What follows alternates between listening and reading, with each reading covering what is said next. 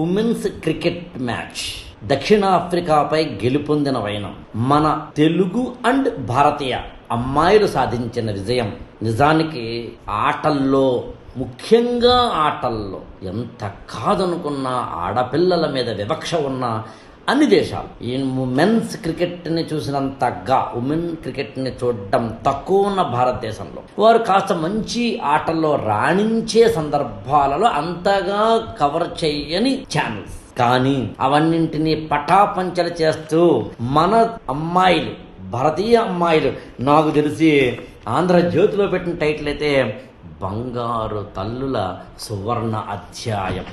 అసలు ఈనాడైతే మన వనిత విశ్వ విజేత, కానీ సాక్షి పేపర్ భారత నారి జయభేరి.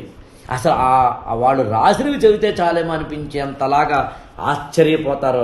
కప్పు కలలు గన్న కళ్ళు, ఏళ్ల తరబడి ఎదురు చూపులు, మహిళా క్రికెటర్ల ఆశలు, అభిమానుల ఆకాంక్షలు, మువ్వన్నెల జెండా రెపరెపలు అన్నీ ఒక్క ప్రపంచంతో సాకారమయ్యాయి. ప్రపంచ కప్పుతో సాకారమయ్యాయి. 20 ఏళ్ల కిందట ఎప్పుడో 2005లో దక్షిణాఫ్రికా లాంటి దేశాలతో మాత్రమే కాకుండా అన్నిటితో తలపడిన మన దేశం ఆసీస్ ధాటికి చెదిరిన భారత అమ్మాయిల కళ. ఆ రోజుల్లో 8 ఏళ్ల కిందట ఇంగ్లాండ్ తోటి కూడా మనం కాస్తో కూస్తో కప్పు చేజార్చుకున్న వైనం అలాంటిది. ఇవన్నీ అంటే 2 సార్లు ఫెయిల్ అయిన తర్వాత 3వసారి సక్సెస్ సాధించవచ్చు. అసలు సక్సెస్ సాధించాలి అనుకున్నవాడు వేళ పాడలేదు, కుర్రాళ్ళట్టకు ఓడే మాట లేదు, ఆడేవాళ్ళకి ఆడుతూ వెళ్లాల్సిందే, ప్రాక్టీస్ చేస్తూ వెళ్లాల్సిందే.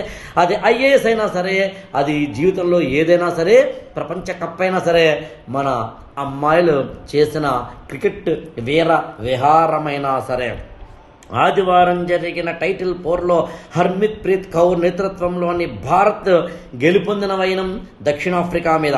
షఫాలి వర్మ, దీప్తి శర్మ ఆల్రౌండ్ షో భారత్ను ఎక్కడికో తీసుకెళ్లి నిలబెట్టింది.